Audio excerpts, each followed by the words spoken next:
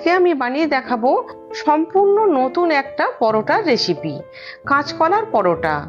নানান গুণে সমৃদ্ধ এই কাঁচকলার পরোটা শুধু স্বাস্থ্যকরই নয়, খেতেও কিন্তু বেশ সুস্বাদু।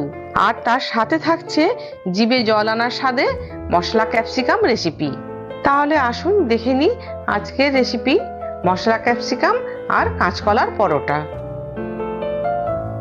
পরোটা বানানোর জন্য আমি নিয়ে নিয়েছি 3টে কাঁচকলা। কাঁচকলাগুলোর বোঁটা আর পেছনের অংশটা ফেলে দিয়ে সিদ্ধ করে নেব।